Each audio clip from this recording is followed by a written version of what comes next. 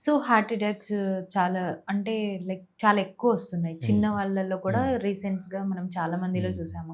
ఈ heart అటాక్‌కి, heart స్ట్రోక్‌కి, mild స్ట్రోక్‌కి differences ఏంటి? ఇవెందుకు ఇంతలా వస్తున్నాయి మనకి? రైట్. మామూలుగా ప్రతి ఒక్క మనిషి తన జీవిత ఎండ్‌లో హార్ట్ అటాక్‌తోనే చనిపోవాలనమాట. హ్మ్. సో, మనము పాతకాలంలో విని ఉంటాం. హ్మ్. మా తాతయ్యకి 101 ఇయర్స్ లేకపోతే 110 ఇయర్స్ ఆయన పడుకొని నిద్రలో చనిపోయాడు. నిద్రలో హార్ట్ అటాక్ వచ్చి చనిపోతారనమాట. సో, ప్రతి ఒక్క మనిషి తన లైఫ్ ఎండ్‌లో హార్ట్ అటాక్‌తోనే చనిపోతారు. అది న్యాచురల్ డెత్ అంటామనమాట. హ్మ్. ఎప్పుడు 100 ఇయర్స్ తర్వాత. హ్మ్. కానీ ఇప్పుడేమవుతుంది, ఈవెన్ నా ఫ్రెండే, నా క్లాస్‌మేటే 10థ్ క్లాస్ వరకు కలిసి చదువుకున్నాము. తర్వాత నేను మెడికల్ ఫీల్డ్‌కొచ్చాను. వాడు ఇంజినీరింగ్‌కెళ్ళాడు. ఇంజినీరింగ్ స్టార్ట్ అయ్యి ఫస్ట్ మంత్ ఆఫ్ ది జాబొచ్చింది అని చెప్పి ఇంటికొచ్చాడు. హార్ట్ అటాక్‌తో చనిపోయాడు. హ్మ్. మేబీ అప్పటికి ఇంకా 25 ఇయర్స్ ఉండొచ్చు అతనికి. ఆ ఓకే. టైంలో చనిపోయాడు. ఓకే. సో, ఎందుకు ఇలా అంటే, మన లైఫ్ స్టైల్ వల్ల ఏమవుతుందంటే, మన ఏజ్ అనేది చాలా ఫాస్ట్‌గా అయిపోతుంది. అంటే, హ్మ్. మన డెత్ అనేది చాలా అంటే, మనం చెయ్యకూడని పనులు చేయడం వల్ల, హ్మ్. సరిగ్గా తినకపోవడం వల్ల, సరిగ్గా నిద్రపోకపోవడం వల్ల, సరిగ్గా ఎక్సర్సైజ్ చేయకపోవడం వల్ల, లైఫ్‌లో స్ట్రెస్ ఉండడం వల్ల, ఆల్కహాలు, స్మోకింగు అలవాట్లు ఉండడం వల్ల ఏమవుతుందంటే, మనకి ఏజ్ అనేది చాలా ఫాస్ట్‌గా అయిపోయి, హార్ట్‌లో ఏదైతే స్క్లీరోసిస్ అంటారనమాట. కొవ్వు పేరుకొని పోయిందంటారు కదా! ఆ కొవ్వు పేరుకొని పోయి చనిపోతారు.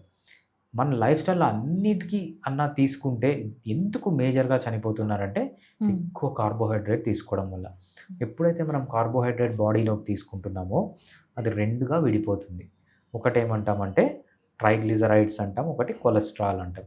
ట్రైగ్లిజరైడ్స్ అనేవి మన స్కిన్ కింద లేకపోతే అబ్డామిన్‌లో డిపాజిట్ అవుతాయి. హ్మ్. ఒబేసిటీ వస్తది. ఏదైతే కొలెస్ట్రాల్‌గా కన్వర్ట్ అయిందో, అది ఎక్కువ కొలెస్ట్రాల్‌గా కన్వర్ట్ కావడం వల్ల ఏంటంటే, హార్ట్‌లో బ్లాక్స్ రావడం, బ్రెయిన్‌లో బ్లాక్స్ రావడం, ఈవెన్ సెక్షువల్ ఆర్గాన్స్‌లో బ్లాక్స్ రావడం, ఇవన్నీ కామన్‌గా జరుగుతుందనమాట.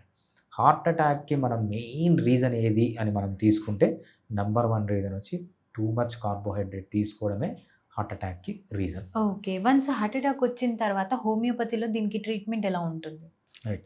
హార్ట్ అటాక్‌ని మనం అక్యూట్ ఎమర్జెన్సీ అంటామనమాట. హ్మ్. ఎవ్వరికి హార్ట్ అటాక్ వచ్చినా హోమియోపతి అనే నేను కొంతమంది హోమియోపతి డాక్టర్స్ ఉన్నారు. వాళ్ళు హార్ట్ అటాక్‌ని కూడా ట్రీట్ చేశారు.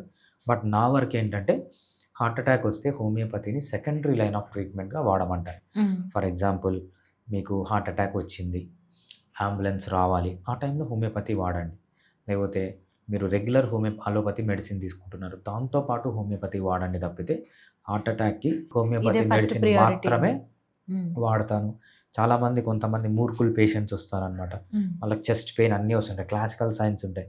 సార్ ఇమ్మీడియేట్‌గా ఒక ఎమర్జెన్సీకెళ్ళండి అంటే, సార్ నేను అవన్నీ నమ్మను.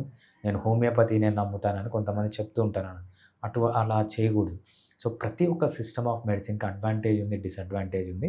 సో, అక్యూట్ ఎమర్జెన్సీస్‌లో allopathy is the best best treatment. Treatment.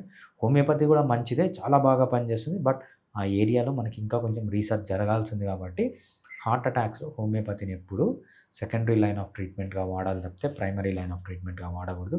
But ఒక్కసారి హార్ట్ అటాక్ వచ్చింది, మొత్తం క్లియర్ అయిపోయింది, నార్మల్‌గా ఉన్నాడు. ఫర్దర్‌గా మనం హార్ట్ అటాక్స్ రాకుండా కొలెస్ట్రాల్ తగ్గించుకోవడం, లైఫ్ స్టైల్‌లో చేంజెస్ ఆ టైంలో డెఫినెట్‌గా హోమియోపతి మెడిసిన్స్ వాడొచ్చు. ఇంకోటి హార్ట్ అటాక్ వచ్చిన తర్వాత హార్ట్ మజిల్ అనేది చనిపోతుందనమాట. సరిగ్గా పని చేయదు. హ్మ్. అటువంటి దాంట్లో కూడా హోమియోపతి చాలా బాగా పనిచేస్తుంది తప్పితే బట్ అక్యూట్ ఎమర్జెన్సీ కండిషన్‌లో మాత్రం హోమియోపతిని సెకండరీ లైన్ ఆఫ్ సెకండరీ. ట్రీట్మెంట్‌గానే వాడాలి.